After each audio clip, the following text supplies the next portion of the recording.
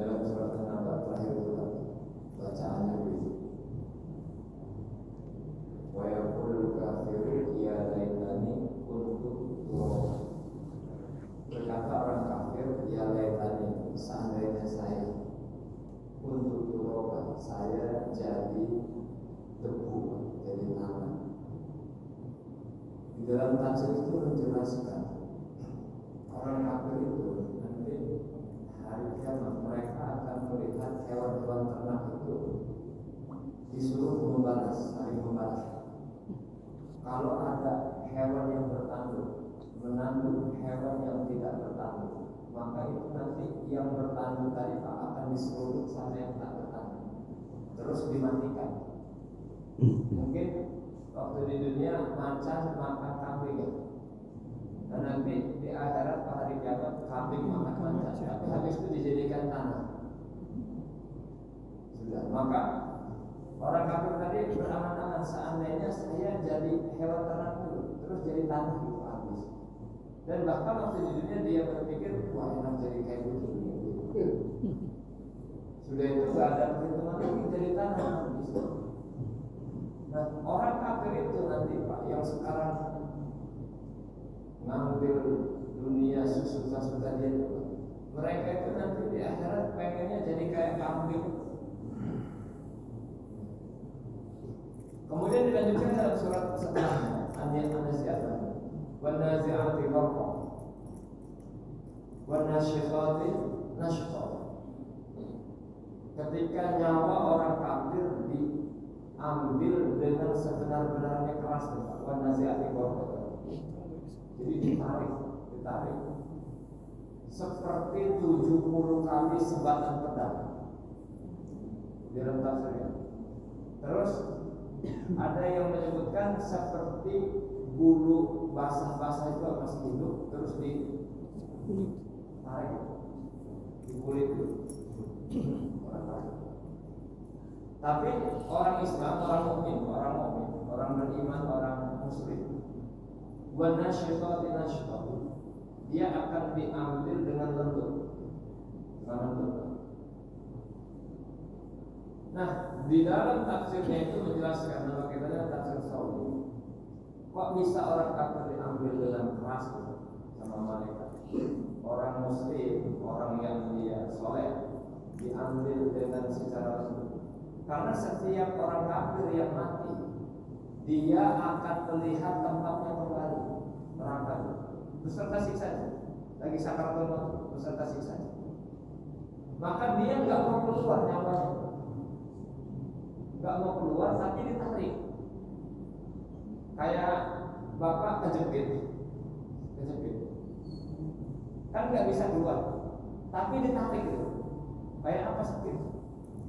Ditarik, nahan lagi, tarik, nahan lagi. Kalau kata orang setahanan. Sehingga tambah sakit. Makanya kalau kita terlalu banyak nyimpan dunia Pak, itu nyawanya susah-susah.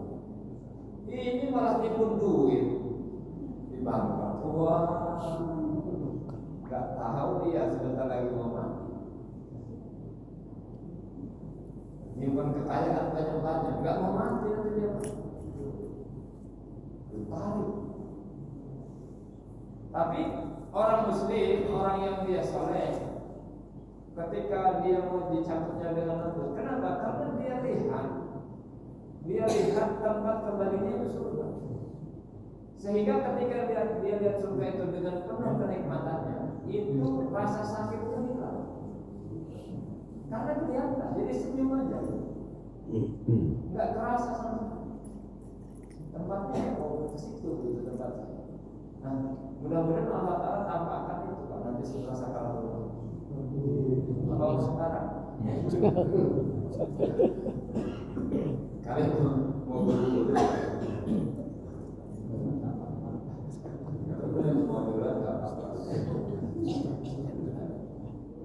makanya penting Pak untuk menjadikan diri kita itu orang soleh.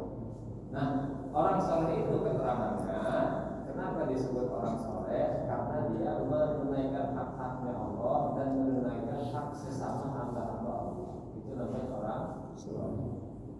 Jadi kalau kita misalnya cuma sholat saja, terus sama orang suka jahat, baik dengan lisan, baik dengan perbuatan, baik dengan kekuasaan, Pak, itu namanya bukan orang soleh, tapi orang salah. Dan standar kesolehan itu bukan menurut orang atau menurut temannya, atau menurut kroninya, itu bukan itu standarnya. Jadi standarnya itu syariat. Kadang-kadang ada orang yang memberi uang, misalnya apa kalau bansos misalnya, tapi sebenarnya bukan uang dia gitu loh. Dan permaksudannya bukan karena kita, maka itu pun bukan disebut orang soleh. Ada juga misalnya bapak ngasih uang, tapi uangnya dapat uang maling. Uang maling. Kelihatannya baik ya, wih bagus bapak itu, subhanallah. Tapi itu menurut standar syariat, kamu bukan orang soleh. Kenapa? Karena kamu memberi dengan uang yang haram. Jadi jangan menstandarkan orang soleh itu kok cuma hanya sholat saja, gitu ya. Ataupun haji saja, ataupun sedekah saja, begitu ya. Jadi banyak kriterianya. Orang soleh itu kriterianya banyak. Jadi secara umum sama Allah baik, sama manusia baik. Itu namanya orang soleh. Ada juga kebalikannya. Ada orang yang sama orang baik, sama manusia baik, Pak. Tapi sama Allah Ta'ala nggak menaati perintahnya, nggak sholat, buka aurat gitu, Pak. Yang penting kan hatinya, gitu kan sebutannya kan. Nggak sholat nggak apa-apa gitu, nggak belajar agama nggak apa-apa. Yang penting hatinya. Bapak, kamu juga bukan orang soleh. Jadi dua-duanya harus bareng, nggak boleh tertinggal satu sama lain. Nah, Alhamdulillah, ini ada kewajiban secara qalbiyah. Karena Allah Ta'ala melihat seseorang itu hatinya dan amalnya. Hatinya dulu baru amalnya. Karena ada orang yang beramal bagus amalnya, tapi hatinya nggak bagus. Hadisnya sahih. Ada orang kaya, ada orang ulama, ada orang yang dermawan, mati saya. Jadi tiga-tiga ini kan perbuatannya bagus ya. Tapi semuanya ketika ditanya, Pak, kenapa kamu syahid? Katanya, ya saya memperjuangkan agama Tuhan. Kata Allah Ta'ala, bohong. Kenapa disebut bohong? Karena dia mati berjuang, pengen disebut syahid itu, Pak. Pengen disebut syahid. Ada orang dermawan, mati. Ditanya sama Allah, kenapa kamu menyumbangkan harta kamu? Gimana harta kamu? Kata yang dermawan, saya kasih kanan kiri depan belakang. Tapi kata Allah Ta'ala, kamu berbohong. Kenapa disebut berbohong? Karena dia ada niatan supaya disebut orang yang dermawan. Niatnya itu. Yang ketiga, ada kiai ulama. Apa yang kamu perbuat dengan ilmu kamu? Kata ulama tadi, ya saya ajarkan ilmu saya. Maka kata Allah Ta'ala, enggak, kamu bohong. Kenapa disebut pembohong? Kamu itu pengen disebut ulama. Nah, tiga-tiganya ini Pak diseret semua ke dalam neraka. Kenapa? Karena beramal selain Allah Ta'ala. Hanya barakallah, niatnya bagus, amalnya bagus. Dan setiap diri kita nggak boleh menjudge orang nggak bagus. Bahkan malaikat aja nggak tahu orang itu ikhlas apa enggak. Malaikat nggak tahu. Malaikat itu cuma catat, tapi yang menerima Allah. Maka sebagian dari kita jangan bilang orang ini nggak ikhlas, nggak boleh itu. Orang ini riya, nggak boleh seperti itu. Nah, di dalam kewajiban secara qalbiyah, secara hati yang bersifat hati. Yang pertama al-iman pula, iman kepada Allah Ta'ala, wahdaniyahnya Allah, esanya Allah. Allah nggak ada dua. Maka kalau Allah Ta'ala satu, berarti Allah Ta'ala tak ada dua, apalagi tiga. Alimun la jahla ma'ah. Allah Ta'ala maha mengetahui. Allah Ta'ala nggak bodoh, maha tahu. Mungkin kalau kita nggak omongkan, manusia nggak tahu. Dalam hati Bapak ngomongin orang, dalam hati jengkel sama orang, ngomongin orang, dongkol sama orang, tapi nggak keluar mulutnya, dalam hati. Allah nggak tahu, Pak. Kalau manusia nggak tahu, Allah nggak tahu.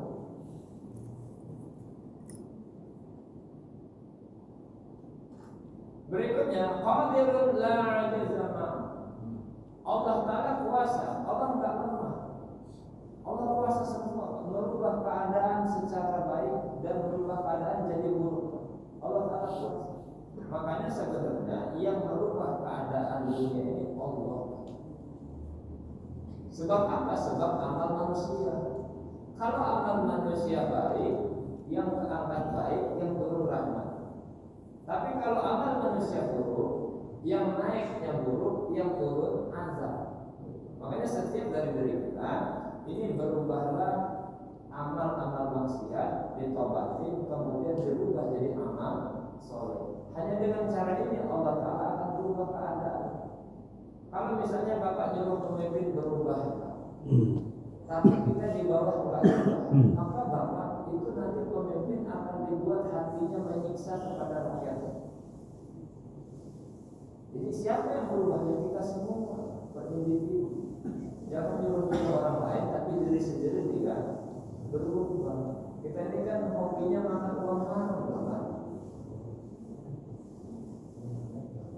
Kok pengen berubah negaranya jadi negara emas? Enggak bisa, Pak. Yang merubah Allah, bukan kamu. Dunia ini punya Allah, bukan punya kamu. Jadi berapa banyaklah orang pintar, Pak. Kalau dia nggak ngerti, nggak taat sama Allah, nggak ngikutin perintah Allah, bahkan melanggar larangan Allah, maka orang pintar itu akan pinteri. Sekolah tinggi-tinggi jebulannya pulang ke Indonesia maweng, pinteri.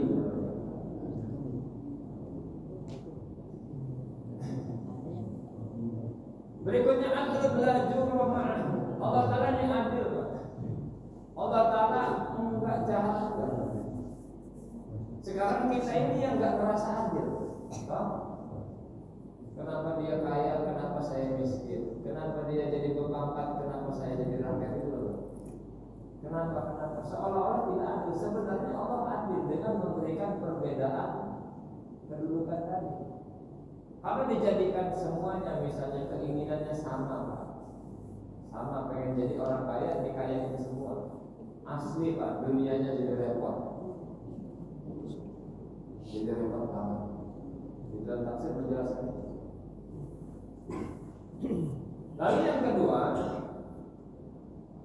wa bima ja'anillah, dan segala yang datang dari Allah Ta'ala harus kita imani.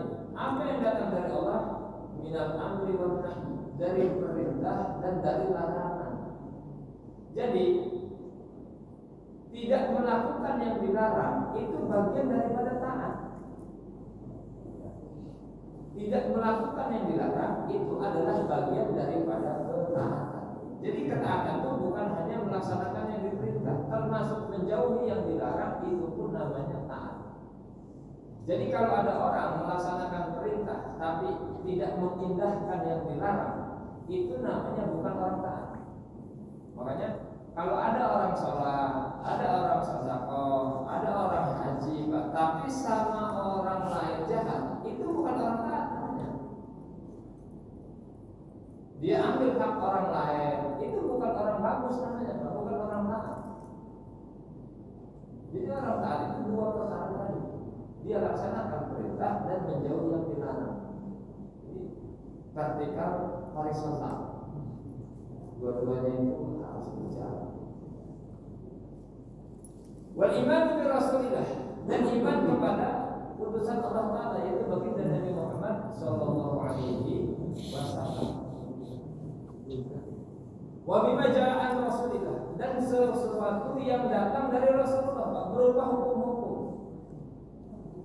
Jadi kalau misalnya Nabi memerintahkan sholat, ya sholat, jangan sampai enggak sholat. Nabi memerintahkan suruh belajar, ya kita belajar, jangan sampai enggak belajar. Wa ma ataakumur rasulu fakhudhuhu wa ma nahakum anhu fantahu. Apa yang Rasul kamu datangkan, ambil. Apa yang Rasul kamu larang, jangan dilanggar. Kata Nabi jangan zina, ya jangan zina. Kata Nabi jangan cari-cari kekurangan orang lain, ya jangan cari-cari kekurangan orang lain dulu. Wa tasdiq, Tasdik ini membenarkan tapi di dalam hatinya ngomong. Raditu bima ja'a bihi an-nabi sallallahu alaihi wasallam. Aku ridha ya Allah dengan apa yang Nabi datangkan. Ridho. Jadi jangan sampai tak ridho. Jangan riba kata Nabi ya, jangan riba. Mau benar ya? Sedikit enggak boleh Pak. Bisa bayar begini Pak, enggak boleh karena Nabi datang. Wal ikhlas di dalam amal, ikhlas di dalam amal. Ikhlas ini artinya ikhlas di dalam amal. Hati ini sepi dari riya, itu ikhlas dalam amal. Jadi kalau hatinya enggak lepas dari riya, riya itu apa sih akarnya? Riya itu 3 kan. Yang pertama pengen dipuji, ya. Yang kedua lari kalau dicaci. Yang ketiga riya itu, riya. Berharap dikasih orang lain. Ada harapan berhadap kepada orang lain. Maka dia 3 ini akarnya dan harus di. Nah, kata Syekh Fudail bin Iyad, tarkul amal yang kita riya. Meninggalkan amal karena manusia riya. Jadi kalau Bapak misalnya nyumbang hari Jumat diumumkan, tiba-tiba nama Bapak nggak diumumkan. Malaslah nama saya nggak diumumkan. Kemudian Bapak berhenti nyumbang. Nah Bapak itu meninggalkan amal karena manusia, berarti riya. Sama misalnya Bapak udah lama gak ke masjid, takutlah saya disebut orang alim gitu loh Pak. Mukanya lama, tapi ke masjid wajah baru, nos namanya, new out stok lama. Kalau dia datang ke masjid biasanya hujan gitu loh. Nah dia takut disebut itu Pak. Nah itu pun namanya riya. Jadi dia ninggalkan gak ke masjid karena disebut nanti takut hujan gitu. Maka itu disebutnya juga. Tapi wal amal li ajlihim, kalau beramal karena mereka, karena manusia, syirkun namanya syirik Pak. Saya ngamal aja. Saya ngamalnya saya nyumbang lah supaya disebut dermawan. Nah itu syirik kan. Tapi syirkul asghar. Nah, ikhlas ini Allah Ta'ala menyelamatkan dari keduanya, enggak riya dan enggak syirik. Dan biasanya orang ikhlas itu orang pilihan Allah. Orang pilihan. Nah nanti biasanya Bapak suka pemilu tuh. Pas pemilu banyak orang tiba-tiba mendadak pengen kajian. Banyak tuh. Hati-hati apa ya? Pakai hati ya Pak. Jangan pakai bansos. Karena Indonesia ini terlalu berperasaan. Akhirnya terjerumus bertahun-tahun. Gitu ya Pak ya? Hati-hati apa ya? 10 tahun. Kalau sudah kepilih sekali pengen 2 kali, pasti 10 tahun. Tergabung. Iya pengen itu bahaya Pak. Makanya Bapak kalau pakai hati ya. Indonesia ini orang yang terlalu berperasaan, baperan.